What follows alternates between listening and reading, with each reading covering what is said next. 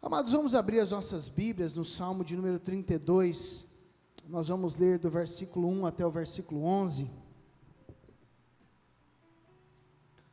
Essa semana o Senhor ministrou muito forte ao meu coração, esta temática, e hoje bem cedinho nós estamos preparando a palavra, e eu creio que Deus ele vai ministrar o teu coração. O tema que nós vamos estar trabalhando é: resolva o seu passado e seja feliz. Resolva o seu passado e seja feliz.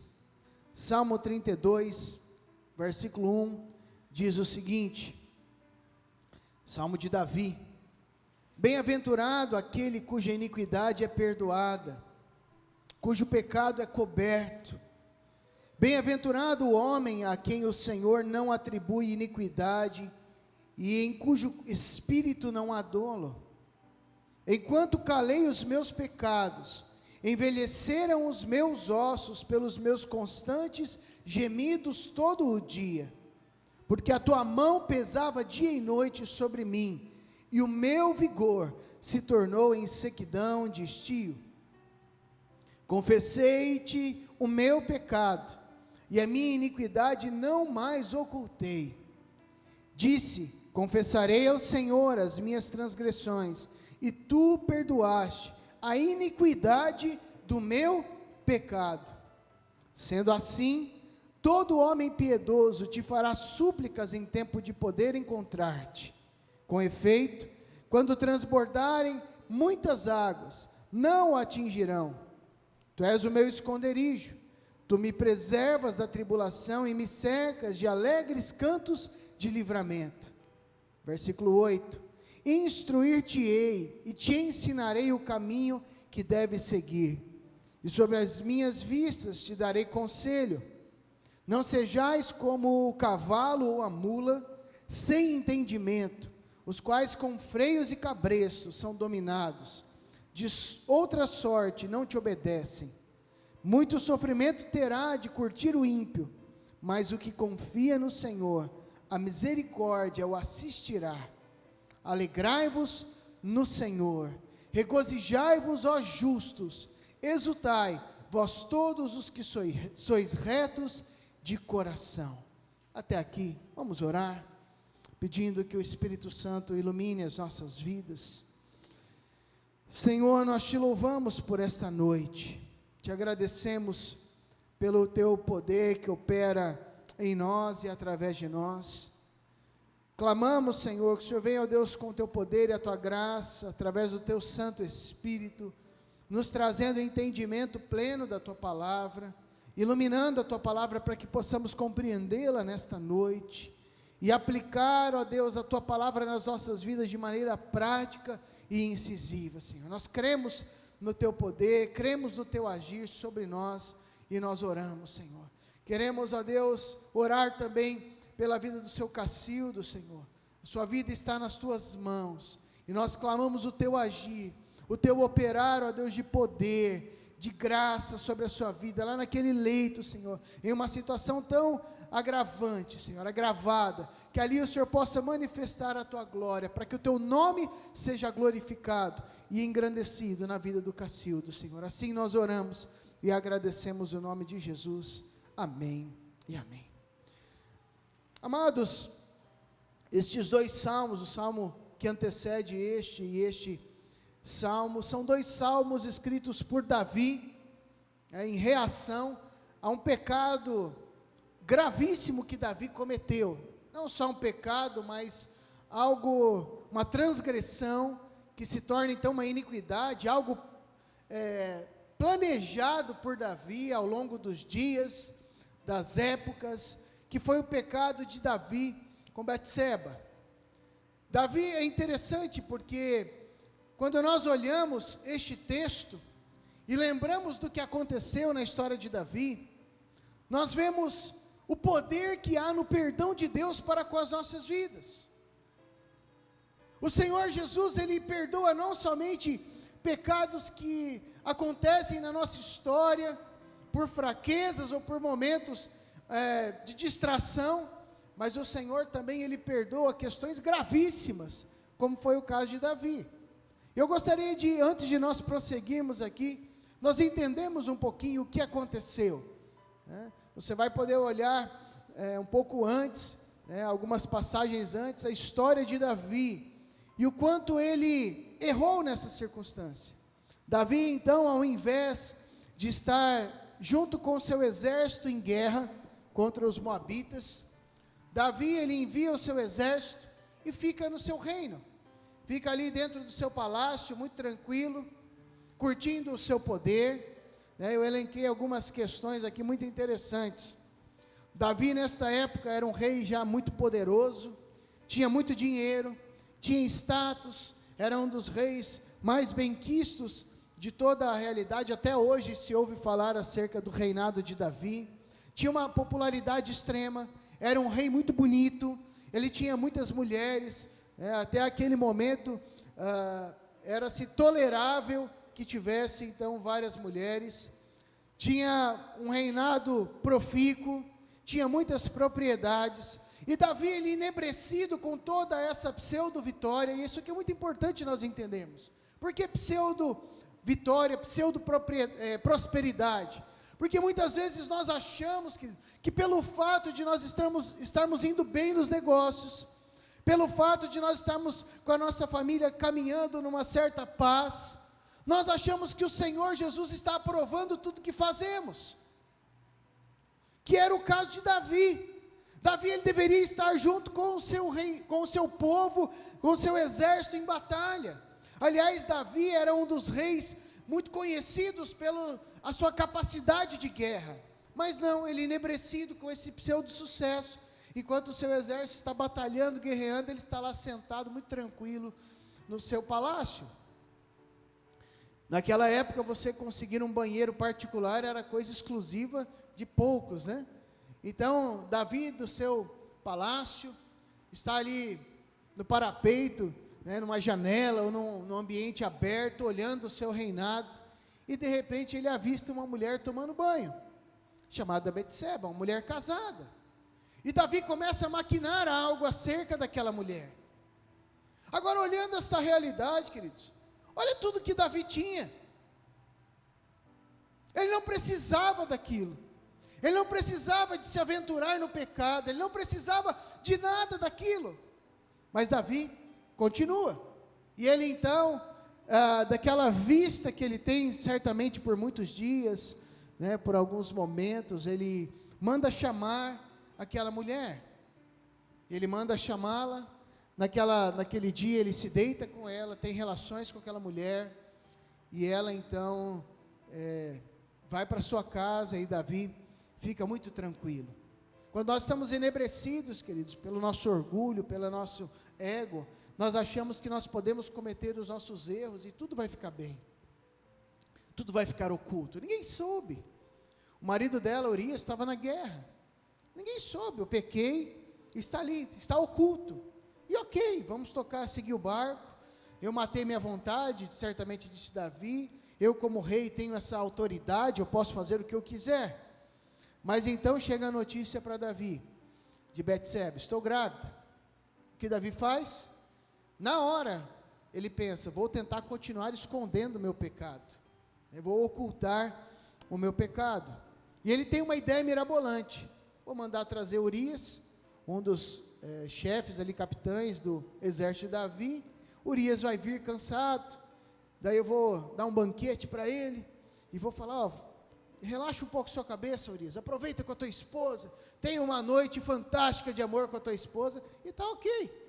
Seria a explicação ideal para aquela gestação na época da guerra. Davi faz isso. Urias chega, recebido com um banquete, então é enviado para os seus aposentos junto com a sua esposa, e ele não consegue tirar a cabeça da guerra, não tem uma noite fantástica como Davi espera. Davi insiste por uma segunda vez para que ele fizesse assim. Na segunda vez, Urias, então, ele dorme ali nas escadarias, preocupado com o exército, e ele chega: olha, seu rei, eu não dou conta de ficar aqui, enquanto o meu exército está lá na frente de batalha, apanhando, eu preciso estar lá. Uma vez frustrado o plano de Davi, e olha que interessante, queridos, como Deus ele dá oportunidades para que haja arrependimento e mudança de vida. Olhando este relato e olhando essa postura de Urias, eu pensei comigo, meu Deus, era isso que Davi devia estar fazendo, né? Ao invés de ficar pegando a mulher do próximo, ele devia estar pensando, meu Deus, meu exército está lá, é lá que eu tenho que estar. Mas aí, ao invés de cair a ficha de Davi, não, ele pega, escreve uma carta para o superior de Urias, coloca nas mãos de Urias e diz, olha, envia essa carta para o fulano de tal, você não pode abrir. Nessa carta estava escrito que era para colocar Urias na frente de batalha, onde os arqueiros moabitas, muito famosos pelo seu poderio bélico, iriam matá-lo. Em outras palavras, Urias ele leva a sua sentença de morte, sem saber que estava levando. Aí acontece que ele chega lá, o seu superior obedece à ordem do rei, Urias é assassinado, e Davi continua, resolvido. Meu exército continua vitorioso, meu reinado está bem, meus cofres estão cheios, minhas terras estão maravilhosas, está tudo ok. Ninguém soube do pecado, agora vou receber Betseba como uma esposa, vou ainda ser, olha que bonito, o rei acolheu uma mulher viúva, né? Recebe ela, mas então o Senhor usa um profeta, e o profeta chega ao rei e fala, olha, seu rei, está acontecendo uma situação aqui no seu reinado, está acontecendo que um cara, muito rico, tinha todas as posses, e muitas ovelhas e carneiros, e tudo que ele precisava, ele então quer fazer uma noite, um momento especial, e ao invés dele sacrificar um dos seus cordeiros, ele pega um outro rapaz que fazia parte, que estava ali ao lado, que tinha apenas um pequeno cordeirinho, um pequeno animal, e ele então sacrifica, ao invés de sacrificar os seus, ele sacrifica o animal, que era daquele rapaz, que tinha apenas um. E Davi fica muito irado, ele, me fale quem que é, esse sem vergonha, que eu vou pegá-lo e vou matá-lo agora, porque ele é um tremendo de um sem vergonha. E o rei aponta, e aliás o profeta aponta bem no centro do nariz do rei e fala, esse sem vergonha é você, porque o Senhor me revelou o que você fez, você foi e pegou o único bem que Urias tinha, que era sua esposa, e você tomou das suas mãos. Naquele instante Davi se arrepende, e como fruto deste arrependimento de Davi, ele escreve esses dois salmos, Salmo 31 e Salmo de número 32. Isso aqui é muito interessante, queridos, porque neste salmo nós vamos ver como vive uma pessoa que não tem o passado resolvido. Davi, durante algum tempo da sua vida, ele carregou o peso da sua iniquidade, da sua transgressão. E quando nós olhamos aqui, você vê que no versículo 1, tem várias expressões, várias questões colocadas aqui por Davi, né? Você pode olhar aqui no versículo de número 1, bem-aventurado aquele cuja iniquidade é perdoada, pecado coberto, bem-aventurado o homem a que o Senhor não atribui iniquidade, e cujo espírito não há dolo. Este texto, cada uma dessas palavras traduzidas desta forma, na verdade significam uma questão.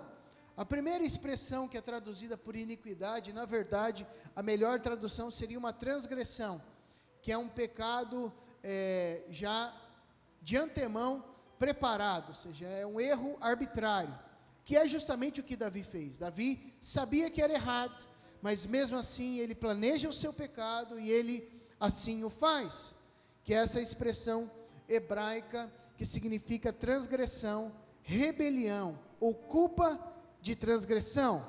Ou seja, quando Davi ele está falando acerca deste versículo de número 1, bem-aventurado o homem, aquele cuja transgressão é perdoada, cuja culpa da transgressão, de um pecado arbitrário é perdoado, cujo pecado é coberto. Essa expressão então faz referência justamente ao pecado, a uma falha, um erro que não estava planejado, mas que acabou acontecendo, ou uma culpa pelo pecado, a punição pelo pecado. E quando ele diz no versículo então de número 2, bem-aventurado o homem a quem o Senhor não atribui iniquidade. Aqui sim, então, a expressão significa iniquidade, é quando, pela prática da transgressão de pecados arbitrários, aquilo se torna um desvio na sua personalidade ou no seu caráter. E é o que Davi coloca, que o Senhor não atribui um desvio de caráter, né? Não atribui iniquidade, em cujo espírito não há dolo, não atribui iavon, que é perversidade, depravação, iniquidade, culpa ou punição por iniquidade. Ou seja, este texto de Davi, queridos, ele abrange todo tipo de pecado, né? O pecado como algo não planejado, o pecado planejado e também a depravação ou a questão de uma distorção, uma disfunção no seu caráter. Os primeiros versículos, Davi, ele fala justamente sobre esta realidade desfrutada pelo Senhor. Você nota, bem-aventurado aquele cuja iniquidade é perdoada, o pecado é coberto. Bem-aventurado o homem a quem o Senhor não atribui iniquidade, em cujo espírito não há dolo. Enquanto calei os meus pecados, envelheceram os meus ossos, pelos meus constantes gemidos todo dia. Aqui Davi não teve osteoporose, tá, queridos? Envelheceram os ossos, né? É uma expressão poética para dizer, olha, eu estava passando por um peso terrível na minha vida, uma opressão, que eu não sabia o que era, mas hoje eu identifico que era a culpa pelo meu pecado.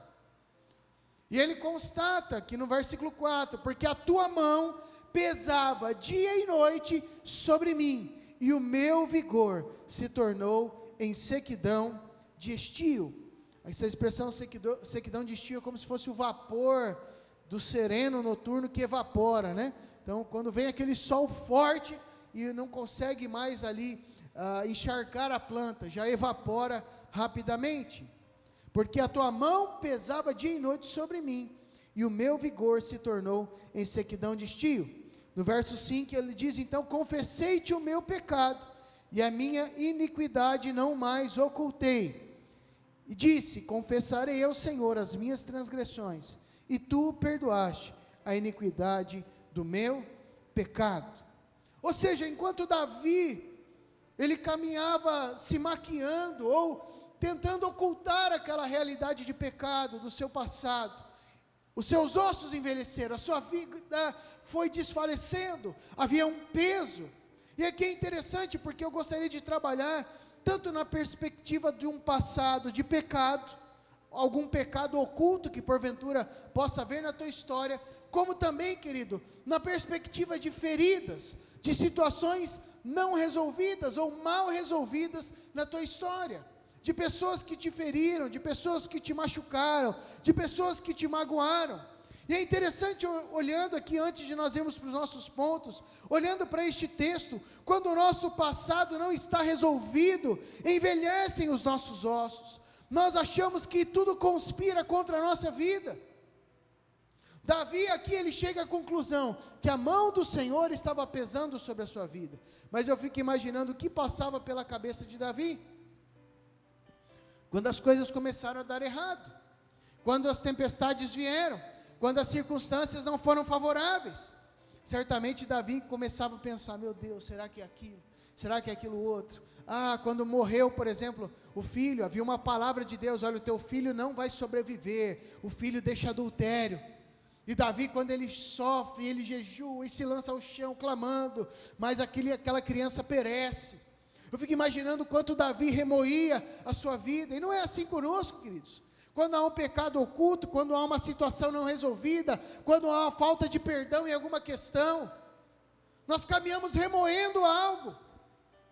Vem uma tempestade e a gente fala, aconteceu isso por causa daquela situação. Ou quando nós estamos amargurados, chegamos num lugar, não sei se isso já aconteceu com você, né?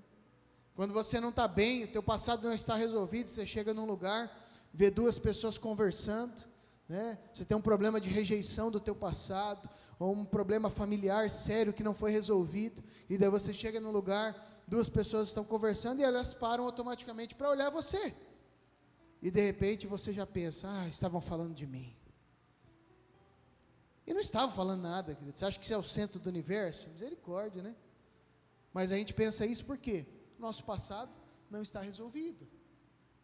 Daí você chega e uma pessoa está num dia ruim, a pessoa está irada, é um incrédulo, e de repente numa loja te trata mal, e daí se você tem um problema de aceitação pessoal, você fala, me tratou mal pela minha raça, pela minha cor, ou por isso, ou por aquilo, que às vezes pode até ser uma realidade, mas aí você já vem aquela ferida à tona de novo, por quê? Porque o teu passado não está resolvido. Passado resolvido, traz uma vida feliz.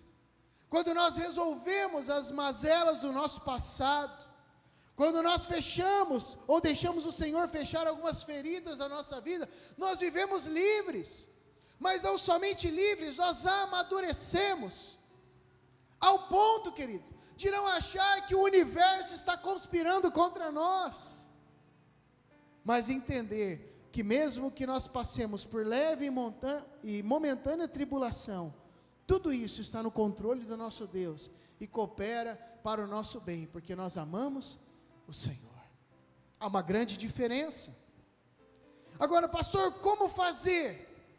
Como eu posso fazer para resolver o meu passado? A partir do versículo 6, Davi, ele deixa algumas instruções para as nossas vidas.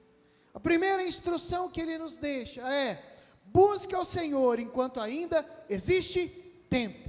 Vou dizer mais uma vez: busque ao Senhor, meu irmão, para resolver o teu passado, enquanto ainda existe tempo. Não quero gerar medo no teu coração, mas olha o que diz o verso 6: sendo assim, todo homem piedoso te fará súplicas em tempo de poder encontrar-te. Em tempo de poder encontrar-te. Olha o que Isaías 55, 6 e 7 diz: buscai ao Senhor enquanto se pode achar, invocai-o enquanto está perto. Deixe o ímpio o seu caminho, e o homem maligno os seus pensamentos, e se converta ao Senhor, que se compadecerá dele. Torne para o nosso Deus, porque é grandioso em perdoar. Essa é uma noite de arrependimento, é uma noite de conversão, é uma noite de perdão, é uma noite onde nós devemos nos inclinar diante do Senhor para uma coisa. Qual é essa coisa? Resolver o nosso passado. Pastor, não é fácil, eu fui ferido, eu sofri abuso na minha infância, ou, amados, pode ser as coisas mais escabrosas ou mais difíceis de lidar, mas nessa noite Deus, Ele quer resolver o teu passado. Ah, pastor, mas olha, eu sofri uma infidelidade, eu não consigo mais confiar, eu desconfio de todas as pessoas. Deixa Deus te curar e resolver o teu passado, para que você possa desfrutar de uma alegria plena. Ah, pastor, mas em determinado momento eu sofri um assalto, e hoje eu tenho medo de todo lugar que eu vou, eu vivo em medo. Deixa o Senhor curar as tuas emoções, querido, para que você possa desfrutar de uma alegria plena. Ah, pastor, eu cometi pecados que só eu e Deus sabemos, e eu nunca contei para ninguém. Essa é a noite de você confessar o teu pecado, buscar ao Senhor, enquanto ainda existe tempo. Davi, cai a ficha dele, diante daquela direta do Senhor através do profeta, onde disse: olha, você tem sido infiel.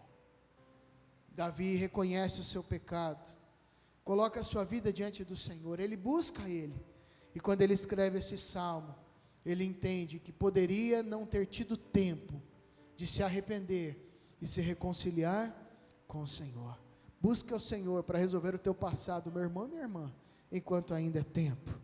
E neste texto aqui de Isaías, ele diz o seguinte no 7: deixe o ímpio o seu caminho, ou seja, pare de praticar o pecado. O homem maligno, deixe os seus pensamentos e se converta ao Senhor. Não importa, meu irmão, se são coisas terríveis que você tem praticado até hoje, esta é uma oportunidade que Deus nos dá, de arrependimento, de confessarmos o pecado e de mudarmos a nossa vida diante de Cristo Jesus. Deixe o ímpio o seu caminho, o homem maligno os seus pensamentos, e se converta ao Senhor, porque o Senhor vai se compadecer dele. Torne para o nosso Deus, porque Ele é grandioso em perdoar. esta é noite de resolver o teu passado. Quer seja um passado de pecados, de iniquidades e transgressões, quer seja um passado de mágoas, de feridas, um passado de questões que você tenta esquecer para a tua vida, mas o Senhor nessa noite Ele quer trazer cura, para que você possa de uma vez por todas, viver a alegria e a felicidade que Deus tem para a tua história. Em segundo lugar, Davi ele diz o seguinte: faça do Senhor o teu esconderijo. Versículo de número 6, quando transbordarem muitas águas, não o atingirão, tu és o meu esconderijo, tu me preservas da tribulação, e me cercas de alegres cantos de livramento. Se esconder no Senhor não é estar, querido, inerte a tempestades da vida. Lembra que eu disse que a pessoa que está com o passado sem resolver, ele acha que o mundo está conspirando contra ele? É o que Davi está dizendo: quando transbordarem as águas, de aqui, provavelmente era o Negueb, não o atingirão. O que significa isso? Que as águas transbordam, ou seja, problemas virão sobre a nossa vida, mas se o meu passado está resolvido, se eu estou no Senhor, e estar no Senhor, querido, não é só crer nele, mas é viver esta realidade, onde o Senhor é o meu refúgio. O Senhor curou a minha vida, o meu passado está resolvido, e agora a minha vida está no Senhor. Eu vivo segundo o Evangelho, segundo a palavra de Deus, eu sou um discípulo de Cristo. Portanto, mesmo quando transbordarem as muitas águas, isso não vai me atingir. As águas vão transbordar, os problemas vão vir, os ofensores vão vir ofender a nossa vida, perdão. As situações vão se levantar, o diabo ele vai tentar nos acusar do nosso passado, ele vai tentar as artimanhas dele, mas o meu coração está curado, o meu passado está resolvido, eu estou guardado no Senhor, que é o meu esconderijo, o meu refúgio, portanto, não me atingirão. Eu lembro de um trocadilho, uma expressão que nós falávamos muito em casa, quando nós somos 4 irmãos, né, com uma diferença bem grande. Do irmão mais velho para mim, que sou mais novo, são 15 anos de diferença. O Yuri, a Deise, teve um intervalo grande, veio a Ísvia, e depois de muito tempo tentando fazer um filho bem bonito, veio o mais moço, né? Eu brincava com os meus irmãos, né? Que eles tentaram, mas só acertaram no último, né? E os meus irmãos falaram: é nada, você é o resto do resto que tinha, juntou e fez você, né? E note que isso, queridos, é uma brincadeira, mas que muitas vezes pode gerar amargura no nosso coração. Há pessoas que falam assim: eu sou o resto da minha família, aqueles que são mais novos, né? Ou as minhas palavras poderiam ferir os meus irmãos, mas tinha uma expressão que a gente falava, que era a seguinte, talvez você conhece, era uma expressão que lá no Paraná nós falávamos, né? O que vem de baixo não me atinge, o que vem de cima quebra. Eu não sei de onde vem esse ditado, sinceramente, mas para a gente significava assim: não importa o que você fale para mim, eu não estou nem aí. Na prática, queridos, quando nós temos o nosso passado resolvido e nos escondemos no Senhor, nós não caminhamos de uma forma orgulhosa, sabemos quem somos no Senhor, mas as flechas que vêm sobre nós não nos atingem mais, porque nós estamos bem, graças a Deus, no Senhor. É o que o salmista continua dizendo: tu me preservas da tribulação e me cercas de alegres cantos de livramento. Olha que interessante. Diante da tribulação, não só eu estou guardado no Senhor, o que falam ou o que acontece não me fere mais, mas como o Senhor me cerca com cantos, cânticos, canções felizes, alegres, não eram canções de lamento, como Davi ficava lamentando, que é o que ele diz no início, né? Que ele ficava lamentando: enquanto eu calei o meu pecado, eu ficava pesado, lamuriando, chorando pelos cantos. Mas Davi, quando ele entende o que é fazer do Senhor o seu esconderijo, ele diz: o Senhor me cerca com canções alegres que exaltam o teu nome, pelo grande livramento que o Senhor traz sobre a minha vida. Isso aqui é muito claro, queridos. Pessoas que estão caminhando na presença do Senhor, firmadas no Senhor, diante de uma situação adversa, eles sempre saem exaltando ao Senhor, dizendo: olha, aconteceu isso, tive uma perda no meu carro, mas glória a Deus, porque Deus me livrou. Eu ouvi muitos testemunhos. Mas aquele que não tem feito o Senhor o seu esconderijo, ele consegue olhar só as coisas negativas. Que porcaria, agora eu vou chegar atrasado, né? Estragou meu carro, ou estragou isso, agora vai atrasar a viagem, ou aquilo, né? Só vê pontos ruins. Mas aquele que vive na presença do Senhor, ele começa a entender: poxa, foi livramento do Senhor para a minha vida, então eu posso glorificar e exaltar o nome do Senhor.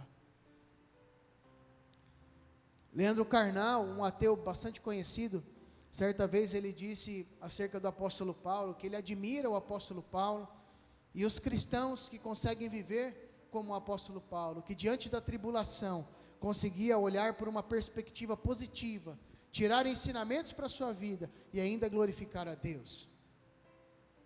É interessante isso. Um homem que é um filósofo, entende de muitas coisas, faz muitas reflexões, mas quando ele olha para o sofrimento humano, certamente para as suas mazelas e os seus sofrimentos, ele vê que não há muito sentido. Ele vê o sofrimento, vê os momentos de dificuldade, certamente as suas lamúrias, os seus lamentos, ou uma vida entristecida, mas quando ele olha o apóstolo Paulo, ele olha um homem feliz, que estava na prisão, cantando louvores, exaltando ao Senhor. E parece uma loucura, mas aquele que tem o seu passado muito bem resolvido, como o próprio apóstolo Paulo, que poderia estar dizendo: este é meu karma, né? E fique bem claro que nós não acreditamos nisso, que nós somos cristãos, tá? Isso é coisa do espiritismo, então nunca use essa expressão, tá? Mas fazendo aqui uma analogia, Paulo podia estar dizendo: isso aí é porque no passado eu cometi muitos erros, e agora eu estou sendo castigado e punido pelo Senhor. Não! Paulo tem o seu passado resolvido, ele sabia que ele estava fazendo errado, se arrependeu, começou a caminhar e fazer o certo, e ele sabia que a glória de Deus iria se manifestar de uma forma ou de outra, cantando, perto da meia-noite, ele, Silas, exaltando o nome do Senhor, vem um terremoto, as cadeias se abrem, os presos milagrosamente não fogem, o carcereiro se converte, a sua família, eles vão pregar, o milagre acontece, porque Paulo entendia que mesmo na tribulação, mesmo quando as águas transbordam, o Senhor nos cerca com cânticos de livramento, com alegres cânticos de livramento, e é isso que Deus tem para a tua vida. O Salmo 91, tão conhecido e tão citado, e às vezes as pessoas deixam no estabelecimento a Bíblia aberta, como aeroporto de mosquito apenas, no Salmo 91, mas ele diz algo tremendo, que habita no esconderijo do Altíssimo, e descansa à sombra do Onipotente, diz ao Senhor: meu refúgio, meu baluarte, Deus meu, em quem confio. Que nessa noite, queridos, depois de resolver o teu passado, você possa estar guardado no Senhor, viva uma vida segundo a palavra de Deus, querido, caminhe segundo as instruções do Senhor, nós vamos ver isso agora em seguida, mas viva uma vida escondida na presença do Senhor. Terceira orientação que Davi nos dá é: deixe o Senhor guiar a tua vida. Versículo de número 8, queridos, note que muda aqui a configuração do que está sendo escrito, né? Até então Davi está dizendo acerca dele. Há quem diga que Davi está ministrando a igreja, a congregação ali naquele momento, porque os salmos são canções ministradas à igreja, né? No caso a congregação do povo de Israel no Antigo Testamento, mas há também quem diga que agora Davi, ele coloca como o Senhor se dirigindo a ele. Eu acho bem mais plausível essa segunda questão, onde Davi diz o seguinte no verso 8: instruir-te-ei e te ensinarei o caminho que deves seguir, e sobre as minhas vistas te darei conselho, não sejas como o cavalo ou a mula, sem entendimentos, os quais com freios e cabreços são dominados, de outra sorte, não te obedecem. Muito sofrimento terá que curtir o ímpio, mas o que confia no Senhor, a misericórdia o assistirá. Em outras palavras, querida, aceite a instrução do Senhor. Aproveitando o exemplo de Paulo, quando o Senhor aparece a Paulo, no primeiro relato da experiência de Paulo com Cristo, não é citado essa expressão, mas quando Paulo ele está fazendo a sua defesa, ele diz que o Senhor falou a ele: Paulo, dura coisa é recalcitrares contra o aguilhão, o aguilhão era o ferrão que você guia boi para colocar no brete, né? Então, em outras palavras, o Senhor estava dizendo assim: não adianta, Paulo, se você continuar insistindo, eu vou continuar ferindo você, até te direcionar para onde eu quero.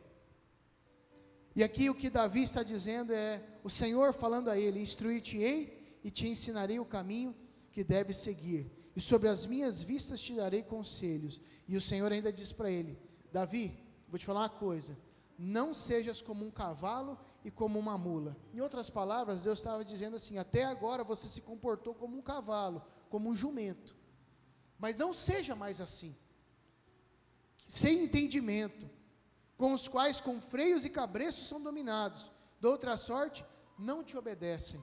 Muito sofrimento terá que curtir o ímpio, mas o que confia no Senhor, a misericórdia assistirá. O Senhor estava dizendo para Davi: até agora você agiu como um cavalo, como uma mula, trazido no cabresto, mas a hora que eu tirei o cabresto, para ver se você me obedecia, você continua ignorante, agindo errado, de forma errada. Não seja dessa forma, porque senão você vai sofrer muito, você vai curtir muito sofrimento. Mas se você confiar em mim, e que é confiar no Senhor? É me obedecer naquilo que eu estou te instruindo, caminhar segundo a minha orientação. Eu não vou precisar colocar cabresto em você, você vai me obedecer, você não vai ser mais sem entendimento. A misericórdia, a minha misericórdia, vai te alcançar, vai assistir a tua vida, vai estar disponível sobre a tua história. Parece duas faces de uma mesma moeda, Davi e Paulo. E não está muito longe de nós, queridos. Quantas vezes nós agimos, com perdão da expressão, não me leve a mal, mas sem entendimento, como um cavalo ou como uma mula chucra, né? Sem adestramento, sem entendimento, que só estamos ali tentando dar um coice, feridos, machucados, não obedecemos ao Senhor, vivemos segundo nossa própria instrução. E aqui meu objetivo não é trazer um xingamento, jamais, por isso eu estou me colocando junto, mas usando esse exemplo do Senhor, falando aqui a Davi. Esta é uma noite de nós deixarmos, querido, o Senhor guiar a nossa vida. Muitas vezes nós somos teimosos, agimos sem compreensão, sem entendimento, e o Senhor tem propósito na nossa vida, o Senhor nos escolheu, nos predestinou, e aí Ele coloca um cabresto na nossa vida, coloca um freio, e puxa a gente sofre, Ele dá uma esporada daqui, e a gente fica pulando igual um cavalo chucro, insistindo contra a vontade de Deus.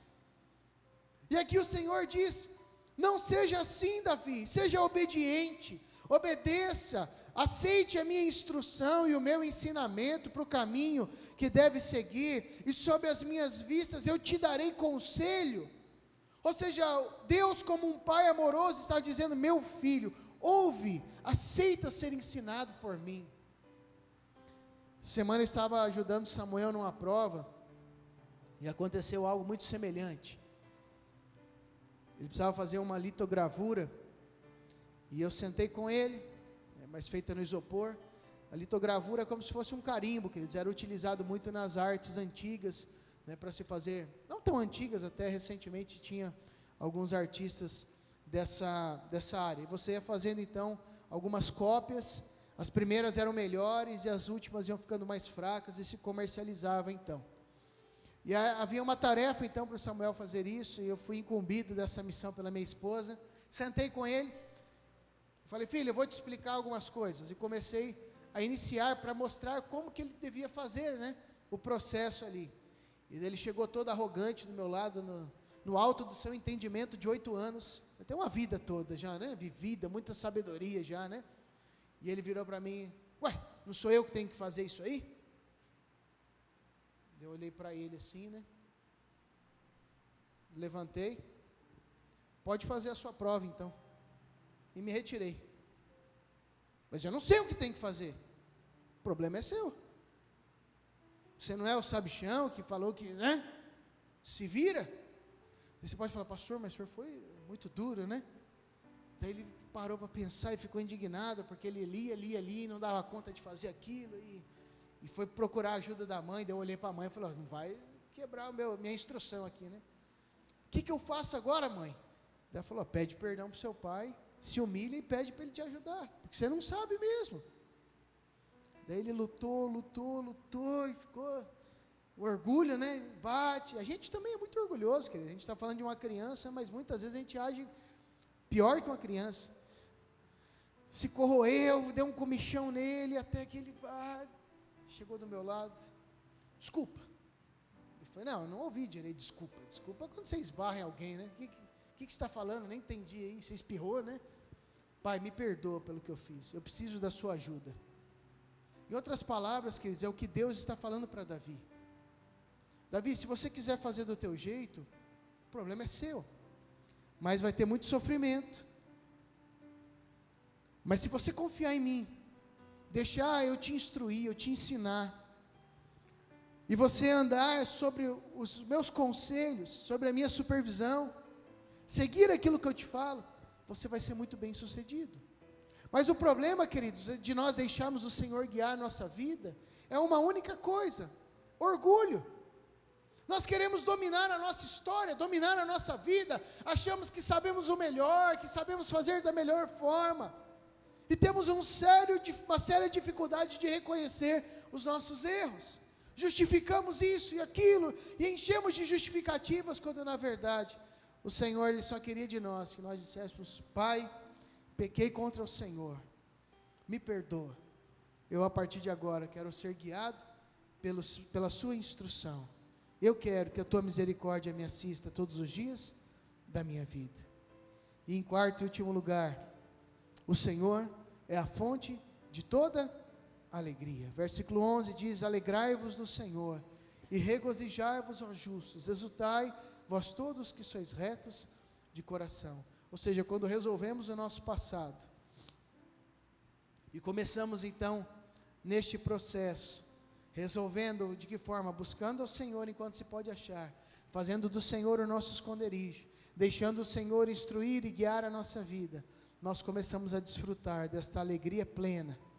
Tantas expressões: alegrai-vos, regozijai, exultai, são expressões diferentes, mas são aqui sinônimos que falam sobre uma plenitude de alegria. Alegrai-vos no Senhor, regozijai-vos, ó justos, exultai, vós todos que sois retos de coração. Resolva o teu passado e viva feliz. E para encerrar, eu quero compartilhar uma ilustração, em uma conversa com o presbítero Leandro, ele contou e eu achei fantástica, né? Falei para ele: essa ilustração eu vou usar em breve, né? E aprove a usar nesta noite. É interessante que o nosso passado resolvido, queridos, é como um muro ou uma parede. Aí por isso você vai entender o porquê eu coloquei este fundo de pregos ali. O nosso passado, quando ele não está resolvido, é como uma porta, ou uma parede, ou um muro, que está cheio de pregos. E pense você, cada ferida é um prego que foi colocado. Cada pecado, mais um prego colocado. E à medida que o tempo passa, nós não resolvemos, ou seja, nós não arrancamos estes pregos. Qualquer pessoa que chega na nossa vida e joga um tomate em nós, o que acontece?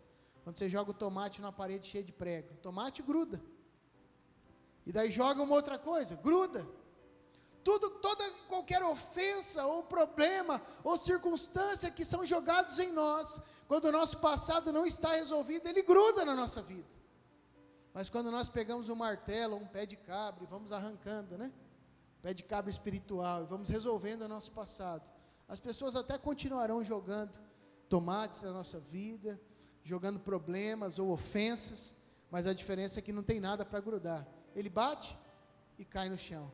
O que vem de cima não me atinge, o que vem de baixo não me atinge, o que vem de cima quebra. Ou seja, eu estou inerte a tudo isso, porque o meu esconderijo está no Senhor. Nessa noite eu quero te convidar a colocar a tua vida diante do Senhor e pedir: Senhor, arranca esses pregos da minha história e faz uma reforma e tampa cada um desses buracos, porque eu quero ser feliz, eu quero ter o meu passado resolvido. Eu quero te convidar a se colocar em pé na presença do Senhor.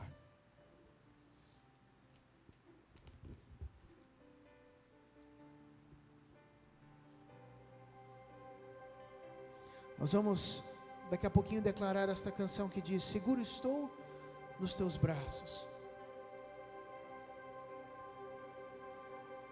Nós vamos estar cantando essa canção que diz que nós estamos seguros nos braços daquele que nunca nos deixou. E mesmo que passemos por vale, Ele sempre estará conosco. Mas antes de nós declararmos esta canção, quero te convidar a colocar a tua vida diante do Senhor e pedir: Senhor, arranca cada um desses pregos das nossas vidas. Arranca cada uma dessas feridas, cura, sara. Confessar pecados ocultos, resolver situações do passado, para que nessa noite você seja curado, ou que pelo menos você saia com um processo de cura sendo iniciado na tua vida e na tua história.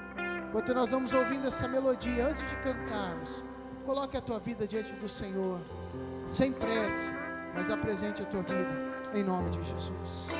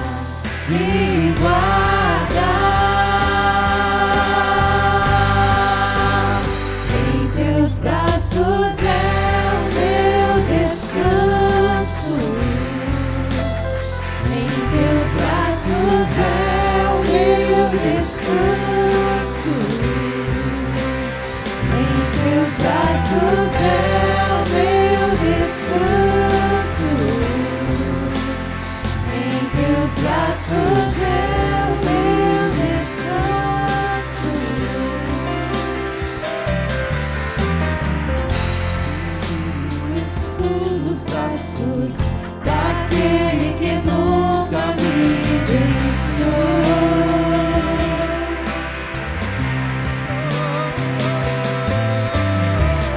Seu amor perfeito sempre esteve repousado em mim.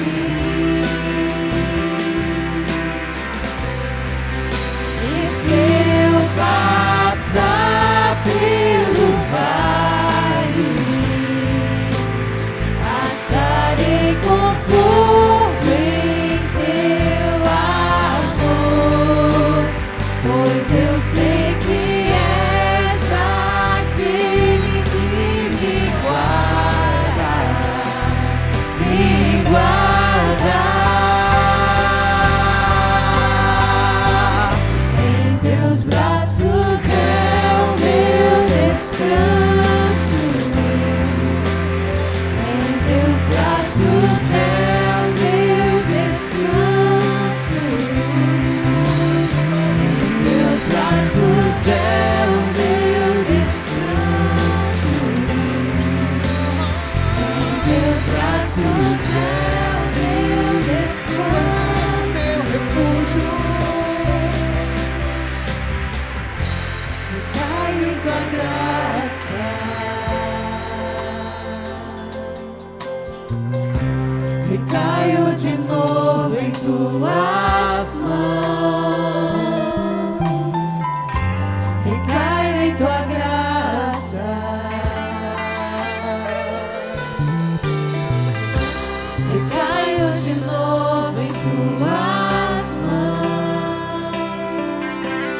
Senhor Deus, estamos nós aqui, reunidos diante da Tua poderosa mão, Senhor. Mão de poder, de graça, de misericórdia. Estamos aqui juntos com meus irmãos, Senhor, buscando um passado resolvido. Talvez há pecados ocultos que foram confessados essa noite. Talvez, ó Deus, há situações pendentes, falta de perdão, feridas na alma, nas emoções, questões, ó Deus, das mais variadas, mas que trouxeram, ó Deus, este irmão e esta irmã até o dia de hoje, Senhor, com as suas vidas travadas, vidas amarguradas, angustiadas, tristes ou abaixo daquilo que o Senhor tem para cada um dos seus amados. Mas nessa noite, Senhor, mediante o arrependimento, o perdão, a mudança de vida, Senhor, a reconciliação, eu quero declarar em nome de Jesus, este meu irmão, essa minha irmã, livres, Senhor, livres para uma vida de alegria, de vitória, para a glória do Senhor, livres para desfrutar, Senhor, a alegria que fortalece, a alegria plena que vem do Teu altar e da Tua presença. Em nome de Jesus, eu te abençoo, meu irmão, minha irmã, e te declaro vitorioso para a honra e glória do Senhor, um passado resolvido e uma vida feliz e alegre, em nome de Jesus, amém e amém. Vamos levantar as nossas mãos e aplaudir o nosso Deus, glorifica Ele, exalte ao Senhor, aplauda mais forte o nosso Deus. Ele é rico em perdoar, o Deus misericordioso, aleluia, glória ao nosso Deus. Estenda mais uma vez as suas mãos. E agora, amada igreja, que a maravilhosa graça do Senhor Jesus, que o perfeito amor de Deus, o nosso Pai, que a comunhão e a orientação do Espírito Santo repouse sobre a tua vida hoje e sempre. Amém e amém. Que Deus te abençoe. Vai na paz e na graça do Senhor Jesus. Amém.